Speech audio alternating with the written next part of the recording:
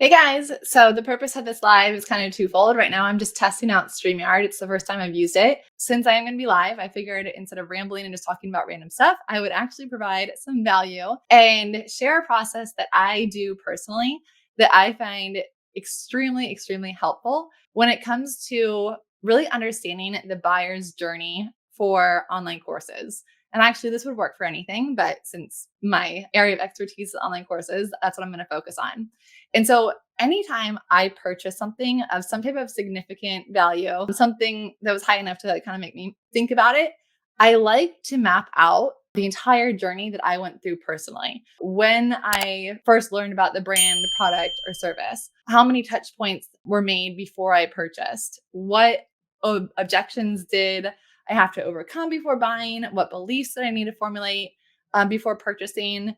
And then how much content did I consume? So ideally, we would love to know this information from our actual customers. And I do highly recommend asking your customers as well, like why they purchased, how they found you, and questions like that, because that is invaluable insight. The problem is sometimes it's easier said than done, or we'll get some answers that are useful, but we really won't get the whole picture because most likely, one, they don't remember. Two, they might not even be aware or even maybe honest with themselves of why they actually purchased. Maybe they're giving you the logical reasons when really there's emotional reasons that typically drive our buying behaviors. And then we rationalize those emotions with logic.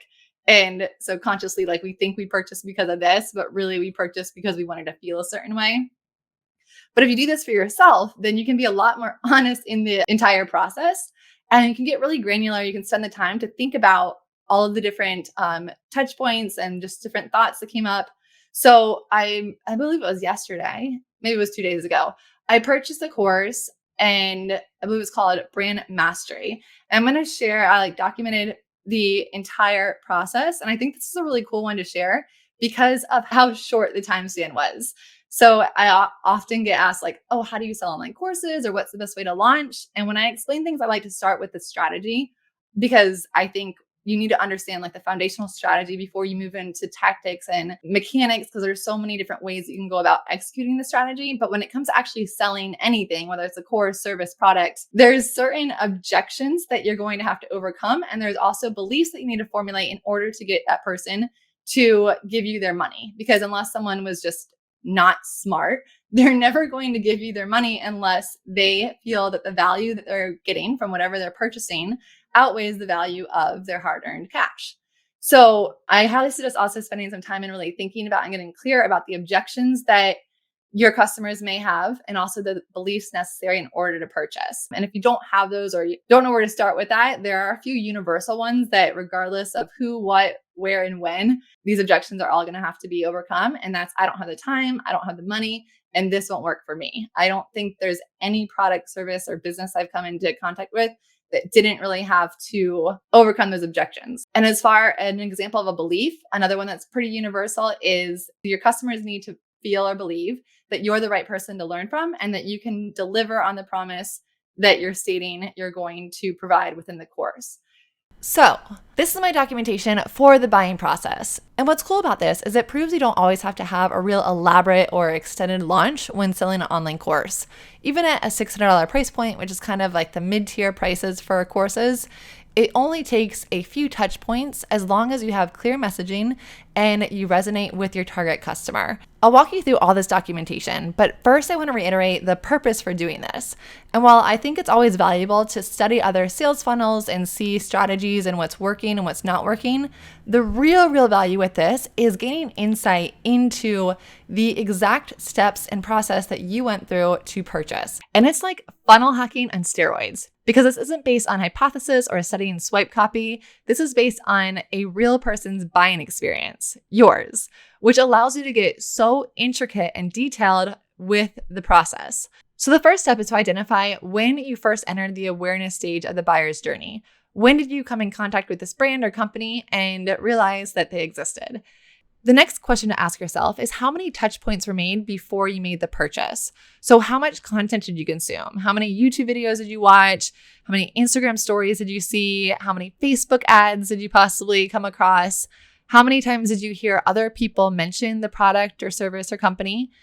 And then ask yourself what led you further down the buyer's journey. When did you subscribe or opt into a lead magnet? And when did you enter the consideration phase where you actually started thinking about purchasing whatever it was that they had for sale? The next step is where you get really, really valuable information. And that's asking yourself what questions were going through your mind when you were considering purchasing? What objections could have prevented you from purchasing? And how was the company able to overcome these objections that made you feel comfortable with moving forward? The other important part is, like I mentioned before, what beliefs did you formulate that contributed to making that buying decision?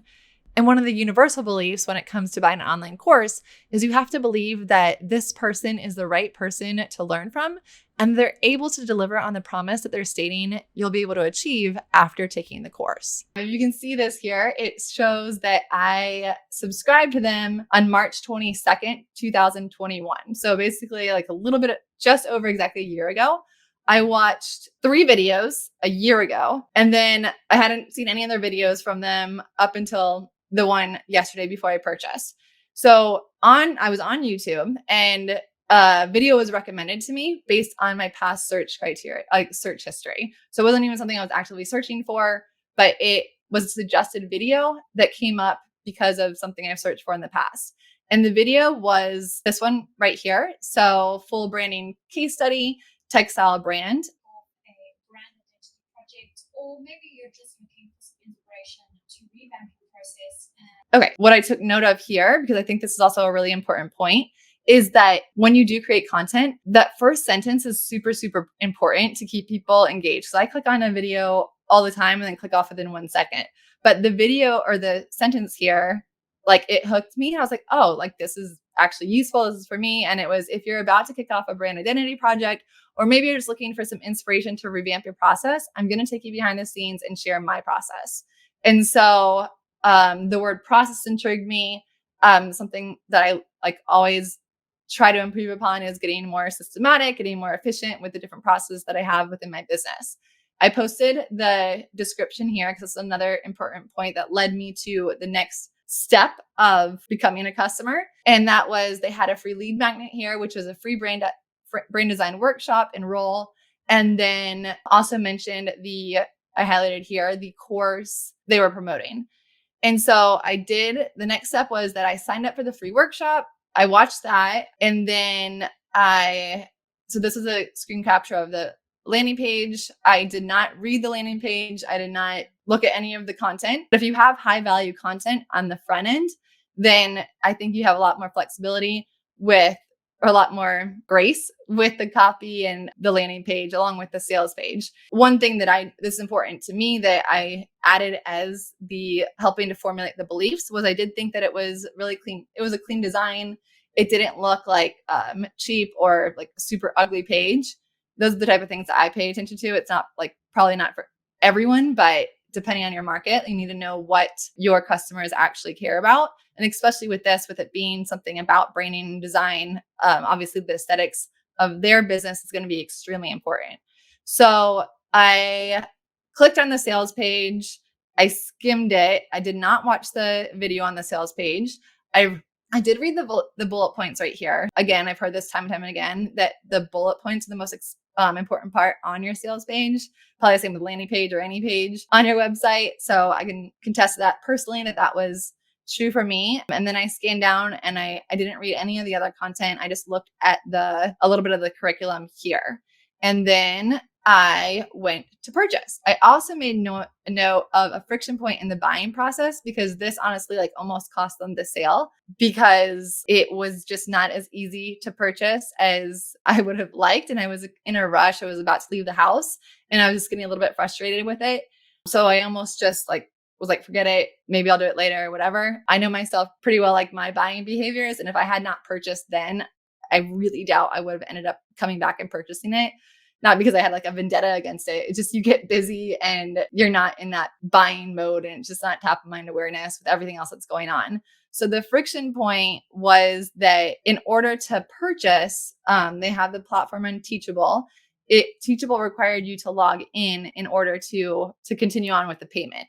And I tried to log in. It said my password was wrong. I tried to use my LastPass and then that wasn't working. So then I had to reset my password. It said it was going to send me a code. I assumed that the code was going to be text. So I'm like looking back at my text messages. It wasn't there. I didn't see my email. And that was the point where I was like, okay, forget this. And then like right when I was about to just like put down my phone and get ready to go out the door, then I saw the email come through with the code. I put my code in to reset my password in Teachable, and then I was able to purchase. I just don't think that it's ever a good idea to add any additional friction points to the buying process than absolutely necessary. So making someone log in before, again, like this isn't just like hypothesis. This is just like my actual experience. Like it was this close to not actually buying it because of it just wasn't as easy. The objections that I was thinking about before I purchased was, do I need this right now? Is it worth the money? Is this just meant for freelancers that are starting out? I already have a really established agency and business in charge on the high end. Those were questions that I was kind of debating back and forth, and somewhere between just watching a little bit of the workshop video and then the probably bullet points on the sales page that helped me overcome those objections. And so the rationalizations, let me just move this because I can't. The rationalizations here for purchasing, one point was the community aspect was a really strong benefit for me. It's probably a little bit of a different reason than most people, because the reason that I was interested in like connecting with the community is that this is a service I probably don't necessarily want to do myself, but it is something that there's like a huge need for it with my client base. So I'm really interested in finding other designers that I can hire on my team to maybe execute this. And even if it wasn't branding, I'm always looking for designers for my business for online course design and development. And that's been a really big pain point for me. Like I've had spent a lot of money, a lot of time, energy trying to find designers that have the same type of aesthetic and just kind of like the creativity, or I don't even know how to articulate it. Maybe that's why it's hard, but I haven't been able to find like that it factor in designers. And so I just thought through the process of like, oh, having that community, I would be able to interact with all of these other designers, because I think they have a few thousand people, and that would give me a good opportunity to see like what type of like person they are, their personality, like the designs, like the right kind of aesthetic that I'm looking for. Let me see what the other one. This was a right time, right message type of situation. I was about to send out 2 scope of works to clients, and I was just really interested to see that how they positioned and how they formulated their scope of works and proposals and things of that nature. The other belief, like that universal belief that I had mentioned earlier, is this the right person to learn from? Will they be able to deliver on their promise? I did believe that because the course creators provide high-end services. So I felt that their insights would be valuable. And then it's also always a good question to ask is, well, how did you formulate that belief? Why do you believe that they know what they're talking about and that they provide high-end services? And so I thought back to it, and it was things that they've mentioned, maybe just like unintentionally or strategically and intentionally, of the type of projects that they worked on. They showcase things on their YouTube channel about that type of work. And then the other thing that helped that with the trust building was the clean and aesthetic visual identity that they had. So this $600 purchase. Oh, one more thing to mention was they used Deadline Funnel on their sales page to offer a 48-hour discount of, I think, $100. And I don't typically recommend using discounts. I think it trains your customers to or your audience to only buy when you like have something on sale. Instead, I recommend instead having limited time bonuses. And I think that would have worked just as well, because the discount did help move the needle for me. I'm like, okay, and you get $100 off. Great. Because I had already had that anchored in my mind, the $600. And I'm like, oh, now it's only $500. But I'm wondering if they had some other type of relevant bonus that would have worked just as well. And then that way they're not giving up that $100. You can also always just like price your course higher than what you actually like. Maybe you wanted to sell it for $500 and then you want to give a $100 discount. So then you're going to say it's $600. That's another thing that you could do. And so to summarize all of this was like the whole process, other than the videos that I watched a year ago, took like maybe 2 hours before I went from not being a customer to being a customer. And so when you have really high value content and you are really good with your messaging and you understand exactly what your customer or your target customers are looking for, it doesn't need to be this really big elaborate launch. Like it can be something just as simple as providing like high value content on YouTube and then making it very easy for your viewer to move on to the next step. So which here they had the free brand design workshop to enroll in and also a link to the course. Another thing to mention, because I get asked this a lot too, is if courses should be like drip content or if they should be full access, meaning that you give like one module a week. If this course had been set up that way, I would not have. I know there's no way I would have purchased because it was again one of those like right time, right message situations. And those proposals and scope of works had to go out immediately. Like if that was going to be in week 3, I would not have not have bought. I do see some situations where drip content is really valuable, but it just really depends on the specific course, the market, the industry, what you're teaching. If it tends to be something like this where people more want to consume it like in bulk versus it being, I don't know, more of like an intangible topic that you're teaching on, maybe more like mindset or fitness or like relationship coaching, maybe that should be dripped out. I'm sure there's a lot of other different options there that would make sense.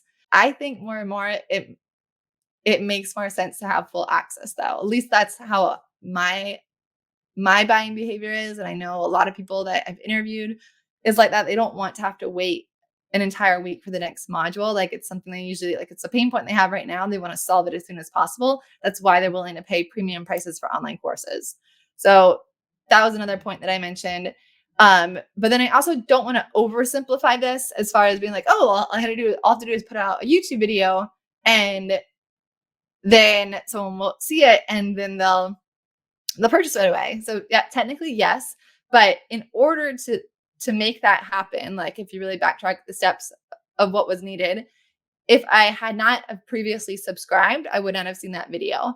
Also, if they didn't have a high reputation on YouTube, YouTube never would have showed that to me in suggested videos. So it means that they've done their due diligence and spent time on building their credibility and authority on YouTube, do probably a really good job with the descriptions, keywords, tagging, and also really a lot of time in producing high value front end content. And that was what made me subscribe originally a year ago. I was like, oh, I like that video. It was valuable. I subscribed. I watched a few more. I didn't watch any more for a year. But then it just ended up popping up in my YouTube feed. And then I ended up purchasing. So that is the entire process. Obviously, if it was going to be like a much higher dollar price point, it would probably be a longer journey. There would need to be more connection and rapport built with the course creators. And I'd really have to have like a little bit more trust in the brand. I guess money is all relative and it just depends on the certain person and situation. For me, like if it was awful and I lost $500, like it would be okay. I wouldn't be happy about it, but also they do offer a 30-day money back guarantees. I think we all know that intuitively. That's pretty much 101 is the guarantee is important. So yeah, that was my entire buyer's journey. And I do this with like everything. What's really interesting about this shit, like, is to look through the ones that are like super high investments and really dig down into the emotional reasons that I bought. I didn't do that as much with this one. And I probably should like kind of ask, like, okay, I know what my rational reasons were, but like, what were my actual emotional decisions for buying? Like, oh, I wanted to connect with the designers to hire them. Oh, I wanted to see their process to streamline it. Then you can always use like that 7 levels deep question or like, well, why did you want to streamline your process? Well, I want my business to be more efficient. Okay. Well, why do you want your business to be more efficient? Well, I want to feel successful. Okay. Then I already got into feeling, like 2 questions. I'm literally just doing it on the spot. Why do you want to feel successful? Well, this is when it gets harder. Usually the 3rd question.